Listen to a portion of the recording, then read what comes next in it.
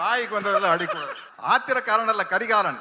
அவன் கேட்கும் நீதியை நின்று நிதானமாகத்தான் கேட்பான். இது மகாதேவி மர்மயோகி. மர்மயோகி வாய்க்கு வந்ததில் அடிக்கூடாது. சரி சரி படிச்சிருக்கேன். சரி, இதை சொல்லுங்க. சொல்லுங்க. படையிலே சேர்ந்தேன், மக்களுக்கு பணிபுரிய, நாட்டை காக்க. சேர்ந்த பின்பு அறிந்தேன், ஆற்ற வேண்டிய படை மக்களை ஆள வைத்தது, வாழ வைக்க வேண்டிய படை மக்களை மாள வைத்தது என்று. உங்கள் ஆட்சியின் கொடுமைகள் அனைத்தையும் கண்டேன். ஆதரவற்று மக்கள் துடிப்பதையும் பார்த்தேன். மக்கள் அழுத கண்ணீர் ஆரண பெருகும். சண்டை வேண்டாம், உணவு வேண்டும், வாழ்வு வேண்டும் என்று அலறுவார்கள். அவர்களை அடிக்கச் சொல்லுவார் தளபதி. அணைக்கத்தாவும் மனசாட்சி.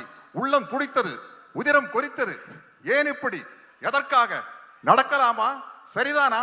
இவைகளை எனக்குள் நானே கேட்டுக்கொண்டேன். ஒரே ஒரு முடிவுக்குத்தான் வந்தேன். மக்களிலே ஒருவன் தலைவனாகும் வரையில் மன்னராட்சியின் அக்கிரமங்களுக்கு முடிவே இருக்காது என்பதை அறிந்தேன். படையிலிருந்து விலகினேன், புரட்சி கூட்டத்திலே புகுந்தேன். புரட்சி என்றதும் பயந்து விடாதீர்கள். இது ஆலயத்திற்கும் ஆயுத புரட்சி அல்ல. அதில் எங்களுக்கு நம்பிக்கையும் இல்லை. ஆனால் நாங்கள் தீயிடுவோம், தீமைக்கு கொள்ளையடிப்போம், மக்கள் உள்ளங்களை குவித்து வைத்து அனுபவிப்போம். அறிவு பொருட்களை கத்தி இல்லாத ரத்தம் சிந்தாத அறிவு புரட்சி அது. என்ன நாடோடி மன்னன். என்னை நம்பாமல் கெட்டவர்கள் நிறைய உண்டு, நம்பி கெட்டவர்கள் இதுவரை இல்லை. அது நாடோடி மன்னன். சரி, மனோகர் சார் கேட்பார் வாத்தியார் பார்த்து, நிலைத்து நிற்கும் என் அதிகாரத்தின் ஆழம் புரியவில்லை உனக்கு. உங்கள் அதிகாரம் என்ன சிலப்பதிகாரமா? என்றென்றும் நிலைத்திருப்பதற்கு.